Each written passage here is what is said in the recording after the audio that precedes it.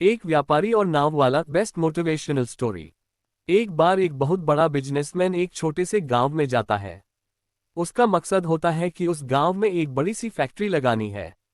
वह एक ऐसी जगह पर पहुंच जाता है जहां पर उसके सामने एक नदी होती है और उस नदी के सामने वह गांव होता है।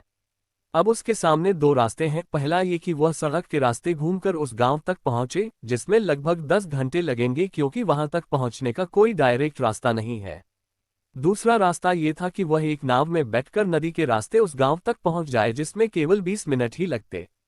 तो अपना टाइम बचाने के लिए उसने उस नाव के जरिए गांव तक पहुंचने का फैसला किया। वह नाव बहुत छोटी सी थी, जिसमें एक तरफ वह आदमी बैठा था जो नाव चला रहा था और दूसरी तरफ वह बिजनेसमैन बैठा था। नाव में बैठने के थोड़ी देर बाद उस बिजनेसमैन ने नाव वाले से पूछा, तुझे पता है तेरी नाव में कौन बैठा है?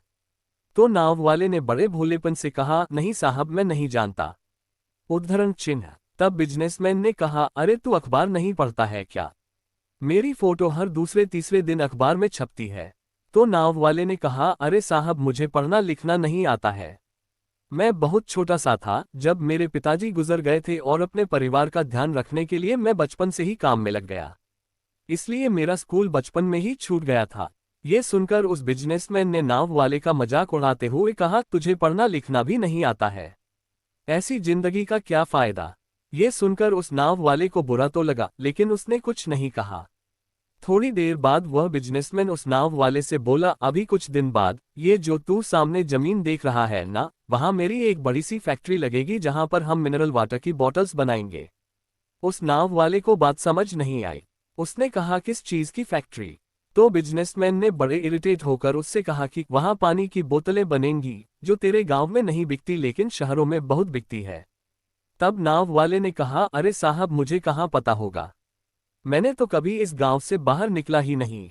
फिर बिजनेसमैन ने उसके ऊपर हंसते हुए बोला, तू कभी इस गांव से बाहर तक नहीं गया, तुझे पता ही नहीं कि शहर क्या होता है, ऐसी जिंदगी का क्या फायदा?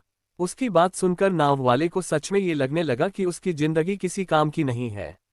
ये सोचते हुए उसकी नाव पर से ध्यान हटी और नाव की एक बड़े से पत्थर से टक्कर हो गई, जिसकी वजह से नाव में पानी भरने लगा और नाव डूबने लगा। उस जगह पर पानी बहुत ही गहरा था और किनारा बहुत दूर था।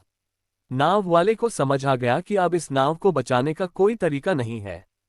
फिर वह अपनी जान बचाने के लिए नदी में छलांग लगाने ही वाला था। तभी उसने बिजनेसमैन ने पूछा, आपको तैरना तो आता है ना? तो बिजनेसमैन ने घबराकर पूछा, ऐसा क्यों पूछ रहे हो, मुझे तैरना नहीं आता है। उसकी यह बात सुनकर नाव वाले को हंसी आ गई और बोले, साहब, आपको तैरना तक नहीं आता, ऐसी जिंदगी का क्या फायदा? ये सुनकर उस बिजनेसमैन को अपनी गलती का एहसास हुआ और हाथ जोड़कर उसने नाव वाले से कहा, तुम जो मांगोगे मैं तुम्हें वह दूंगा, बस मेरी जान बचा लो। तो उस नाव वाले ने कहा, अरे साहब, घबराओ नहीं, मुझे सिर्फ तैरना ही नहीं आता है बल्कि डूबते हुए लोगों को बचाना भी आता है।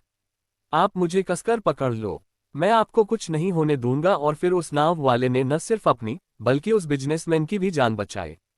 तो हमें इस कहानी से एक बहुत बड़ी सीख मिलती है कि जिंदगी में कभी किसी की मजाक नहीं उड़ानी चाहिए या अपने से कम नहीं समझना चाहिए, क्योंकि हमें नहीं पता कि कब, कहां और कैसे किसकी जरूरत पड़ जाए।